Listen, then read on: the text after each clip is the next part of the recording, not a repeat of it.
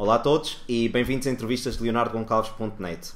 Hoje tenho o prazer de entrevistar Pedro Vieira e Pedro Vieira é o fundador da empresa Life Training e tem feito um trabalho fabuloso em Portugal, muitíssimos já conhecem e um dos grandes objetivos desta entrevista é dar a conhecer ainda mais e mais e mais pessoas o maravilhoso trabalho que o Pedro Vieira tem feito, não só em Portugal, mas já está espalhando muito além fronteiras, está bem? Falaremos então com o Pedro Vieira, portanto, bem-vindo Pedro. Olá, Léo. Muito obrigado por me receberes aqui neste espaço que eu tenho visitado várias vezes e que me tem permitido conhecer o trabalho de muitas pessoas interessantes em Portugal. Obrigado, Pedro. Pedro, eu estive a falar com o Pedro antes da entrevista, então para definir mais ou menos aquilo que nós iríamos conversar nesta entrevista e tinha já um conjunto de perguntas preparadas. Pedro, eu vou começar por te perguntar esta questão que é tão importante e uma das entrevistas que comecei nesta segunda edição foi o Dom José Ruiz, que ele fala de um conceito muito interessante que são os 4 acordos. E o primeiro acordo que ele tem, e achei super interessante e quero continuar a desenvolvê-lo, tem a ver com sermos impecáveis com a palavra. Uhum. E esta questão da impecabilidade com a palavra começa principalmente connosco. E uma das coisas maravilhosas que tu fizeste, quem teve o prazer de assistir a um curso online que o Pedro chegou a lançar totalmente gratuito, falava principalmente sobre isso, sobre essa linguagem mágica. E quero que nos deixe um pouco sobre essa tua visão, sobre que essa linguagem, essa autolinguagem que devemos ter connosco e que nos permite encontrarmos mais. Fala-me um pouco sobre isso. Ok. Quando nós falamos em linguagem, falamos destes códigos que nós utilizamos e que nos permitem comunicar connosco e comunicar com os outros.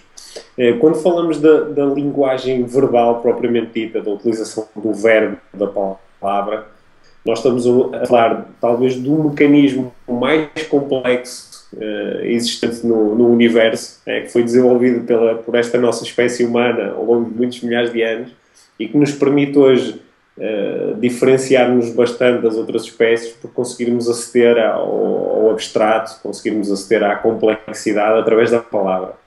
Simultaneamente, este mecanismo tão complexo também é aquele que torna às vezes a nossa existência bastante difícil, porque cada uma das palavras que nós utilizamos é uma espécie de uma âncora que, quando utilizada, dispara uma série de caminhos dentro do nosso sistema.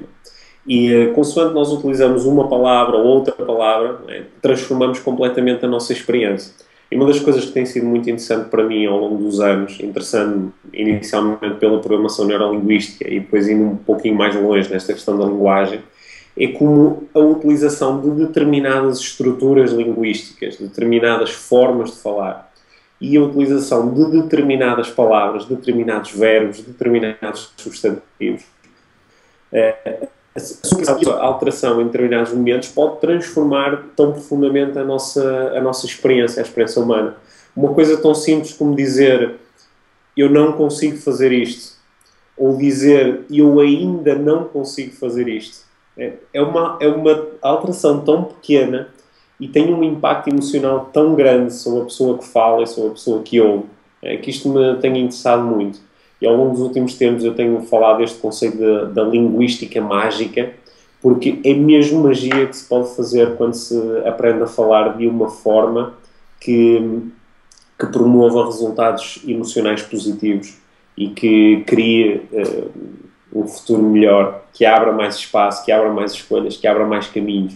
É disso que eu tenho falado. Este curso que nós lançamos, um curso totalmente gratuito de Linguística Mágica, foi uma primeira experiência.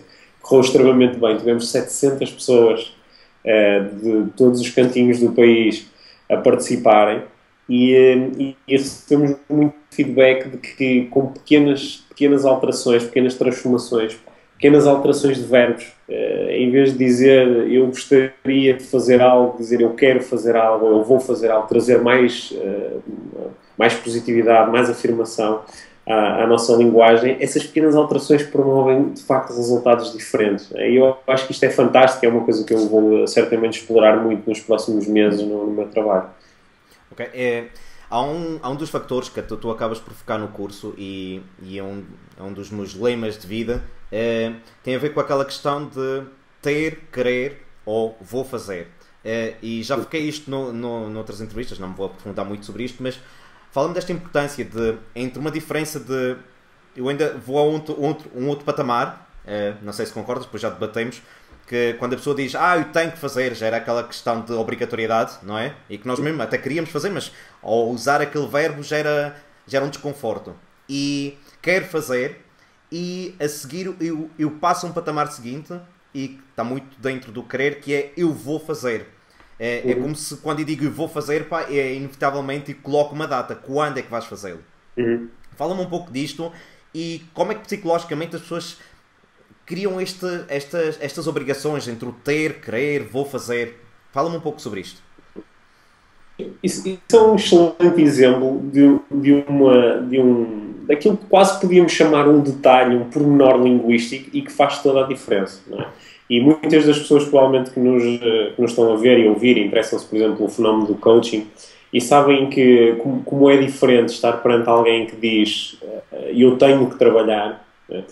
E ao utilizar este verbo ter, está sobretudo a falar de uma imposição, de uma obrigação, está a falar de uma não escolha. Eu tenho de, quer dizer que não tenho escolha. E quando a pessoa aprende a transformar esse verbo, porque esse verbo é muito importante e em determinados contextos é provavelmente o mais apropriado. Mas se calhar quando a pessoa aprende a dizer, em vez de dizer eu tenho de trabalhar, dizer eu quero trabalhar, ela passa para um ponto completamente diferente da sua neurologia, porque ela utiliza um verbo que tem associações, tem conotações muito diferentes, não é? O eu quero é uma expressão da escolha. Quer dizer, dos muitos caminhos que eu tenho, por exemplo, trabalhar ou não trabalhar, eu escolho trabalhar. É uma escolha. E quando o ser humano exerce escolha, sente-se livre, sente-se em controle. E muitos dos estudos que nós temos na área da psicologia positiva mostram-nos que quando o ser humano se sente mais em controle, também se sente mais feliz. E nós podemos aumentar o nosso grau de felicidade através da alteração das nossas palavras. E eu gosto muito de fazer esta pergunta, acho que é uma pergunta excelente para nós fazermos a nós próprios. Sempre que eu me apanho a dizer eu tenho de fazer algo, eu a seguir tenho um momento de paragem e pergunto a mim, mas tenho ou quero? Quando sai clara eu quero, a seguir também pergunto, mas quero ou vou? Porque há uma grande diferença entre querer e ir. Exatamente. A partir do momento que eu digo eu vou, pronto, a partir de agora estou de facto em condições de ter o tal plano de ação. Vou quando? Não é? Com quem? Em que circunstâncias? Não é? E estou preparado para agir. Ainda assim, tudo isto foi apenas linguístico. Ainda falta, do vou fazer, ainda falta um pequeno, grande passo até ao fazer mesmo. Não é? Porque esse é o sítio onde queremos chegar. Exato. E acho que isto é importante porque muitas pessoas, e estavas a falar de um ponto importante, eu gostaria tanto de fazer isto, eu gostaria, tenho sonhos, mas depois não os aplicam. Vão tendo ideias, mas acabam por não aplicar. Gostariam de fazê-las. E então vão-se autodesiludindo, porque a sociedade não os desiludiu. Eles próprios desiludiram-se porque não puseram nada em ação, não é? Não passaram depois daquele verbo vou, não é? Ou nem sequer chegaram aí. Era só o gostaria, certo? Eu queria que me realçar aqui uma coisa que eu acho que é importante nesta parte da linguística, que é uma das palavras que nós usamos mais, que é o mas, não é? Até quando fazemos um elogio, quando falamos com os nossos filhos, ou falamos com os nossos colegas de trabalho, ou somos líder da empresa e falamos tu fizeste isto tudo certo, mas sabes, tu ainda tens de fazer aquilo, ou esta parte não correu tão bem. Fala-me como é que nós podemos alterar esta palavra que é tão normal utilizarmos, e que se calhar hoje, nesta entrevista, e quando vocês estiverem a visualizar isto, apercebam-se de quantas vezes vocês utilizam essa palavra mas. Diz-me qual é a palavra, qual é a letra, como é que podemos mudar isto?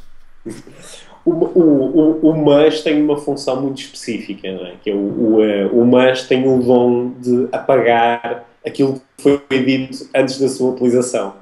Quando eu digo a alguém eu gosto muito de ti, mas estou zangado, aquilo que eu consegui fazer por uns instantes foi de facto veicular uma mensagem, ou eu gosto muito de ti, mas logo a seguir apaguei-a e coloquei todo o foco na segunda parte desta mensagem, que é o estou zangado. Uma das propostas para a exploração, isto não quer dizer que o mas não possa ser utilizado, porque ele tem uma função muito específica e eu muitas vezes utilizo o mas com objetividade e com intenção. Algumas alternativas, né? A mais simples é trocar o mas pelo i. Né? Eu gosto muito de ti e estou zangado. que é uma forma de mostrar, há aqui duas mensagens e elas têm igual valor, elas ambas são congruentes, eu tenho estas duas mensagens dentro de mim. Outra das formas um bocadinho evoluídas de conseguir passar esta mensagem é utilizar o apesar. Não é? Apesar de estar zangado contigo, eu gosto muito de ti. Que é uma forma de passar as duas mensagens colocando o foco no final no eu gosto muito de ti. Conforme as pessoas aprendem a refletir um bocadinho mais sobre a linguagem, elas aprendem a trazer mais intencionalidade àquilo que dizem, aprendem a ser mais congruentes. E é interessante porque nós, ao longo dos nossos anos todos de escola, ensinaram-nos muito sobre linguagem. Nós tivemos muitas horas a ler, a escrever, a aprender, a refletir, a comentar textos e pediram-nos para nós prestarmos muita atenção à forma como as palavras são escritas, à forma como as palavras são ditas. E, curiosamente, algumas destas questões que são importantíssimas passaram completamente ao lado dos estímulos que recebemos na escola. E eu espero que nos próximos anos, eu tenho observado isso, há cada vez mais professores interessados em ensinar as crianças a falar de uma forma que lhes permita obter bons resultados.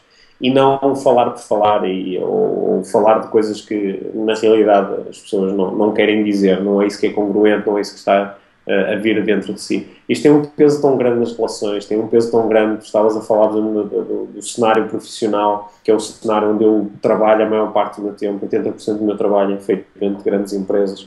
E tantas vezes nós vemos resultados menos bons a acontecer porque as pessoas não têm uma grande capacidade de conversar de forma eficiente. Muita da conversa, nós não fazemos outra coisa dentro das empresas que não seja conversar uns com os outros, por e-mail ou ao vivo, ou ao telefone. E tanta dessa conversa perde eficiência por causa da utilização de estruturas linguísticas que não são as melhores. Quando as pessoas vão aprendendo estes pequenos truques, estas pequenas formas de se exprimirem com mais clareza e com mais honestidade, os resultados começam a aparecer muito rapidamente. Maravilha. Isso é uma das regras, inclusive eu costumo dar aulas, eu tenho alunos, e quando eu acabo por falar destes temas com os meus alunos, eles ficam a olhar para mim e dizem, epá, mas será que é mesmo assim? Eu disse, epá, experimenta lá. Porque uma das coisas que eu acho fabuloso é nos adolescentes, e isto nota-se muito na adolescência, tem a ver com o facto de eles não serem impecáveis com a palavra. É uma idade em que eles agridem-se verbalmente uns aos outros. Mas é naquele tom de brincadeira, mas não são impecáveis, certo? E diz, será que isso te faz bem? Sente, ouve-te. Quando tu dizes essas coisas, como é que tu te sentes em relação a isso? E eles acabam por ir cada vez mais refletindo e alterando um pouco a sua linguagem e perceber, epá, acabei de dizer isto, se calhar... pessoal, mas eu estou a brincar, não é? Pronto. Diz. Ia dizer que uma das coisas, há pouco mais de 2 semanas tive uma experiência muito bonita, que foi fazer um curso de introdução à programação neurolinguística para adolescentes, entre os 12 e os 16 anos. E uma das coisas que está muito presente nesta geração, pelo menos é o que eu observo, é a utilização de um conjunto alargado de palavras e expressões que são muito abstratas. Coisas, cenas, tipo... São palavras muito abstratas que encaixam em qualquer situação, que aparentemente são úteis, porque eu posso dizer, aconteceu uma coisa, tipo, estás a ver, uma cena. E isso aparentemente é-me útil, porque permite-me, com poucas palavras, descrever algo, só que na realidade não estou a descrever nada. E nós sabemos que toda a mudança está no detalhe, a mudança está no pormenor. E aprender a utilizar melhores palavras, principalmente para descrever as nossas emoções, é muito importante. Nós sabemos que hoje, quando estamos a falar com um adolescente, e quem passou pela fase da adolescência sabe que é uma fase em que há um contacto com novas emoções, com sentimentos mais profundos. Mas a emoção só se transforma em sentimento quando nós temos consciência dela. E às vezes o facto de nós não termos palavras para descrever a nossa realidade emocional faz com que a realidade emocional fique empobrecida. E a maior parte das pessoas refere-se às suas emoções com um número muito restrito de palavras. Diz, eu estou zangado, estou triste, estou entusiasmado, estou motivado, estou feliz, estou alegre, e fica-se por aí. E eu acho que é muito importante nós ajudarmos as pessoas a descobrirem novas palavras que as podem conectar com realidades emocionais mais profundas.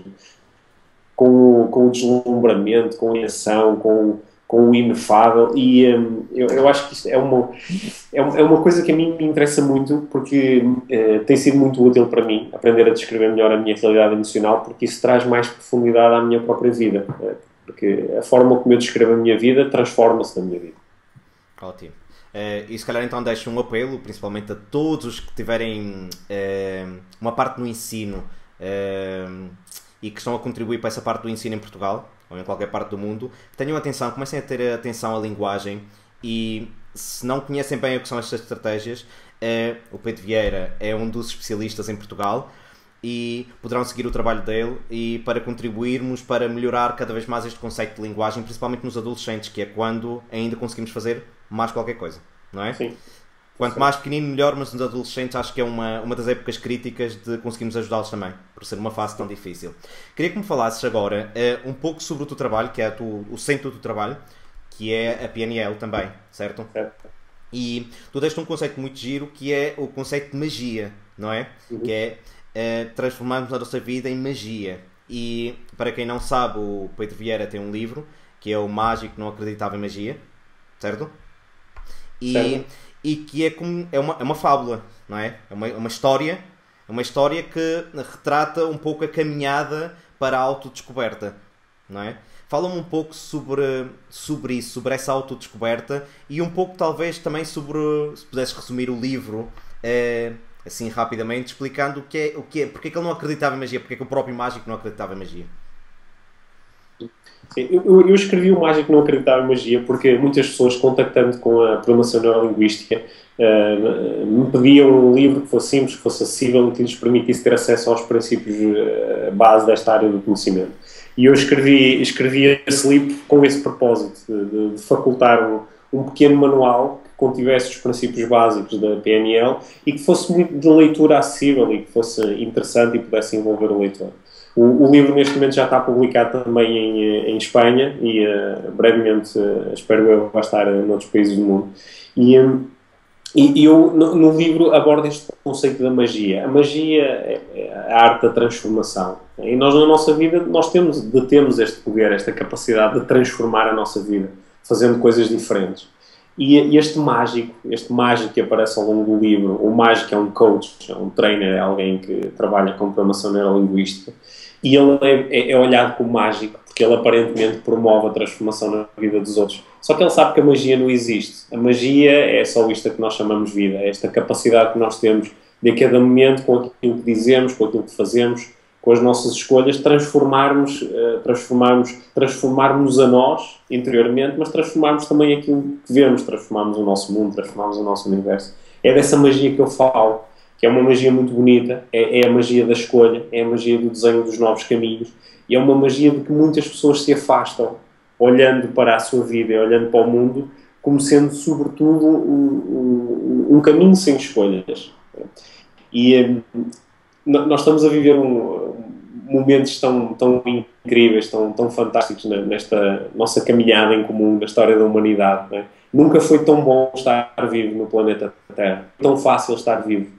Temos educação, temos saúde, temos acesso a coisas que obviamente nunca estiveram acessíveis na história da humanidade, e ao mesmo tempo nunca tivemos tantas pessoas a sentirem-se mal, nunca tivemos tantas pessoas a serem medicadas. Não é?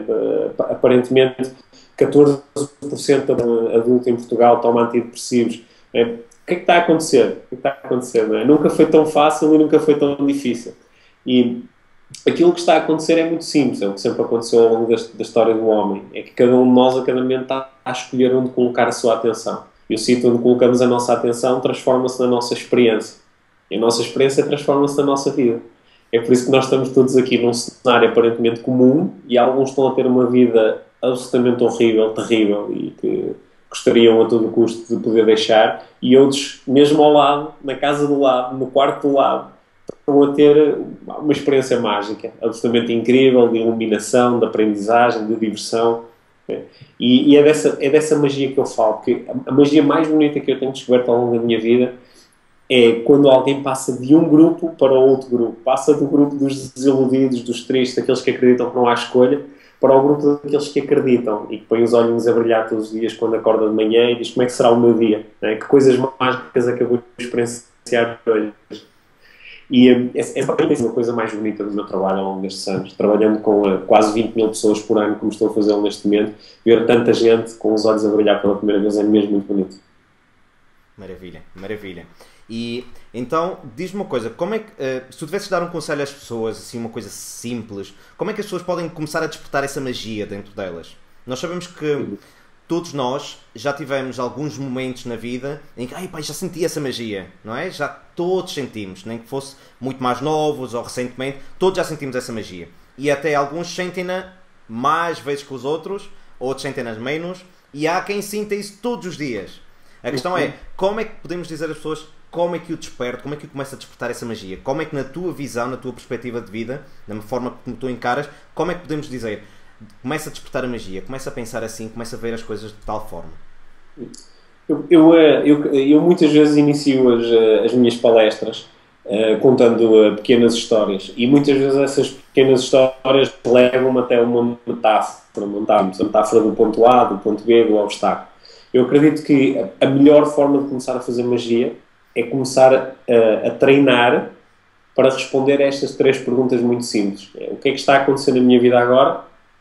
O que é que eu gostaria que acontecesse na minha vida agora em vez disto? E quais são os obstáculos, quais são os desafios, o que é que me impede de transformar a minha vida naquilo que eu realmente queria que ela fosse? E quando nós começamos a responder essas 3 perguntas, às vezes as respostas inicialmente não são muito específicas, podem ser um bocadinho vagas, podem ser, não sei muito bem o que está a acontecer, mas se não sei, posso começar a observar, até conseguir responder à pergunta o que é que está a acontecer.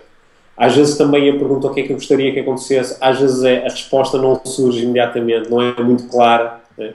Mas conforme eu vou treinando e vou aprendendo a observar emocionalmente o que é que acontece com isto ou penso naquilo, começa a trazer mais clareza ao meu sistema. Quando eu conseguir responder à pergunta o que é que eu gostaria que acontecesse, então aí estou em condições de começar a definir os meus objetivos, definir aquilo que eu chamo normalmente do meu ponto B. E depois aprender a identificar os problemas ou desafios que me impedem de chegar lá. Porque, em princípio, alguma coisa me impede de chegar lá, caso contrário, eu já lá estava. O que é interessante é que, quando eu começo a observar estes problemas, estes desafios, normalmente descubro que a maior parte deles não são propriamente desafios externos, não são os outros, não é o mundo, não é a crise. Normalmente são coisas minhas, normalmente são os meus receios, os meus bloqueios, os meus medos, as minhas inseguranças. O que são ótimas notícias, porque são coisas minhas. Quer dizer que eu posso trabalhá-las internamente e posso aprender a ultrapassar esses problemas e desafios com trabalho de reflexão, com trabalho de autoobservação, às vezes estimulado por outras pessoas, às vezes lendo, às vezes fazendo cursos, às vezes assistindo a entrevistas, mas é um trabalho que eu posso fazer, porque um dos princípios da neurolinguística diz que eu controlo o meu sistema, logo eu controlo os meus resultados. Portanto, eu tenho a capacidade de alterar aquilo que está dentro de mim. Isso são ótimas notícias. Boa. Então, já ficam a saber, se conseguirem responder estas 3 perguntas, é uma questão de reflexão, de pararmos para pensar. Se calhar é algo que muitas pessoas acabam por não fazer. Ou quando começam a entrar na rotina, esquecem de parar. Esquecem de parar para pensar, será que é isto que eu quero? Será que o caminho que eu estou a seguir está-me a trazer, está-me a potencializar? Está-me a trazer energia? Ou está a trazer exatamente o contrário? Como é que eu reajo com as pessoas? Não é? E depois aí começa toda uma série de encadeamentos de como falamos, como reagimos e toda esta parte da comunicação. Acho fabuloso essa tua mensagem e principalmente dessas tuas 3 perguntas. Pedro, diz-me uma coisa, se tivéssemos que deixar uma mensagem principal para as pessoas, qual seria, finalizando agora a entrevista, qual seria a tua mensagem que te vem do coração para deixar às pessoas? Olha, a mensagem que eu tenho veiculado muitas vezes quando estou a interagir com audiências é uma mensagem que me é muito querida, porque é uma mensagem que é transformadora para mim, é uma mensagem a que eu me ligo muitas vezes na minha própria vida. É esta ideia de que o que quer que seja que esteja a acontecer na minha vida agora, né, a minha vida pode ser muito mais do que isso. Qualquer que seja o nível em que eu estou na minha vida agora, há sempre um próximo nível. O que quer que seja que eu acredito que sou e que tenho e que consigo fazer, eu ainda consigo ser mais do que isto, eu ainda consigo fazer mais do que isto, eu ainda consigo ter mais do que isto. Esta mensagem de há sempre um próximo nível, para mim é muito interessante, porque quando eu estou em momentos da minha vida em que me sinto menos bem, ligo-me facilmente a sensações fortes de esperança quando começo a pensar no próximo nível, quando estou em alturas da minha vida, que felizmente são muitas, onde me sinto extremamente bem, também é muito interessante pensar que há um próximo nível, que é uma forma de garantir que eu não estagno e que fico preso a uma coisa que descobri que é boa.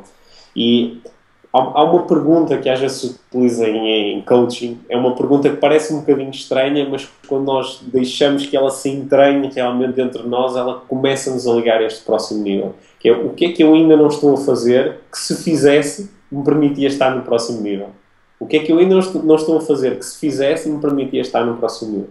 É uma pergunta que eu faço muitas vezes a mim próprio e acho que é um excelente estímulo para deixar às pessoas que visionaram esta entrevista o que é que ainda não estás a fazer que, se fizesses, te permitia estar no próximo nível.